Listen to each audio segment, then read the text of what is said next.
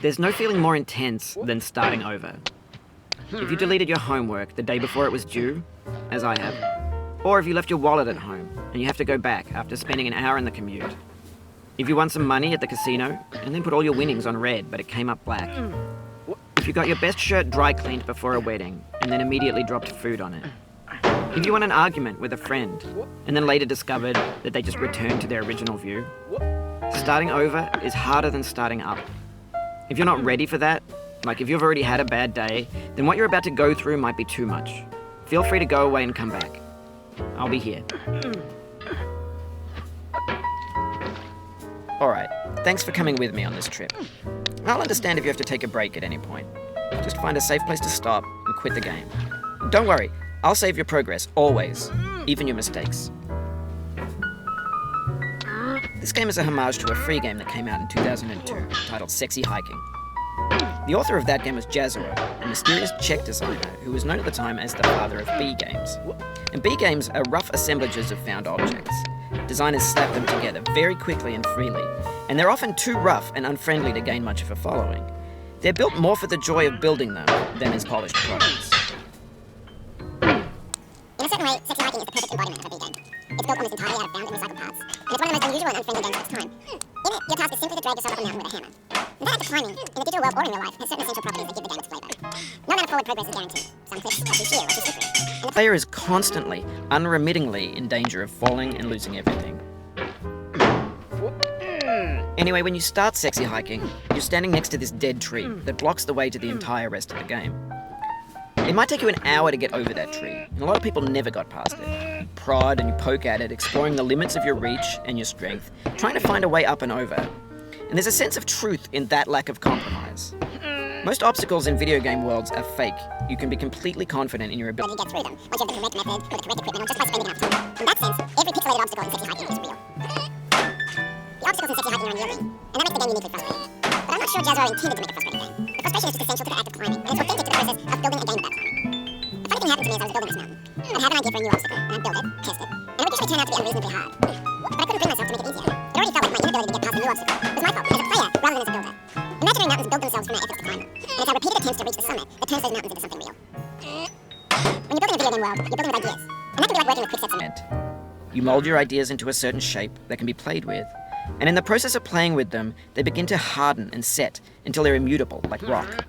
And at that point, you can't change the world, not without breaking it into pieces and starting fresh with new ideas. For years now, people have been predicting that games would soon be made out of prefabricated objects, bought in a store and assembled into a world. And for the most part, that hasn't happened, because the objects in the stores are trash. I don't mean they look bad or that they're badly made, although a lot of them are. I mean they're trash in the way that food becomes trash as soon as you put it in the sink. Things are made to be consumed and used in a certain context, and once the moment is gone, they transform into garbage. In the context of technology, those moments pass by in seconds. Over time, we've poured more and more refuse into this vast digital landfill that we call the internet. It now vastly outnumbers and outweighs the things that are fresh and untainted and unused. When everything around us is cultural trash, trash becomes the new medium, the lingua franca of the digital age. And you can build culture out of trash, but only trash culture. B games, B movies, B music, B philosophy. Maybe this is what digital culture is. A monstrous mountain of trash, the ash heap of creativity's fountain. A landfill with everything we ever thought of in it. Grand, infinite, and unsorted. There's 3D models of breakfast, Gen X's fanfic novels, scan magazines, green screen Shia LaBeouf, banned snuff scenes on LiveLeak. Facebook's got life like bots with unbranded adverts and candid shots of Kanye and Taylor Swift mashups, car crash, epic failed GIFs, Russian dashcam vids, discussions of McRibs, discarded, forgotten, unrecycled, muddled, rotten, untitled. Everything's fresh for about 6 seconds, until some newer thing beckons, and we hit refresh. And there's years of persevering, disappearing into the pile, out of style, out of sight. In this context, it's tempting to make friendly content that's gentle, that lets you churn through it but not earn it. Why make something demanding if it just gets piled up in the landfill, filed in with the bland things? When games were new, they wanted a lot from you, daunting you, taunting you, resetting, delaying you, players played stoically. Now everyone's turned off by that. They want to burn through it quickly, a quick fix for the fickle, some tricks for the clicks of the feckles. But that's not you, you're an acrobat. You could swallow a baseball bat. Now I know, most likely you're watching this on YouTube or Twitch, while some dude with 10 million views does it for you. Like a baby bird being fed chewed up food. That's culture too. But on the off chance that you're playing this, what I'm saying is, trash is disposable, but maybe it doesn't have to be approachable. What's the feeling like? Are you stressed? I guess you don't hate it if you got this far. Feeling frustrated? It's underrated. An orange is sweet, juicy fruit locked inside a bitter peel. That's not how I feel about a challenge. I only want the bitterness. It's coffee. It's grapefruit. It's licorice.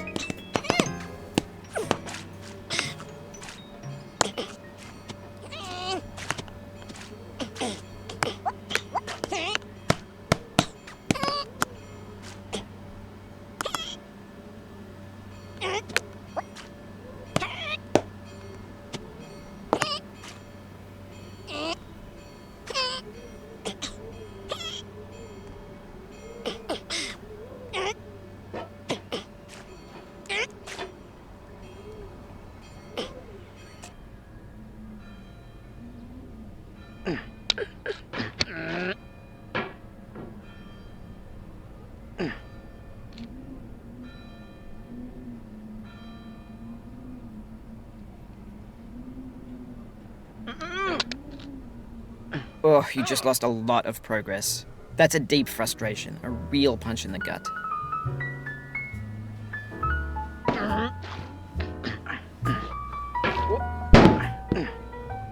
Oof, sorry about that.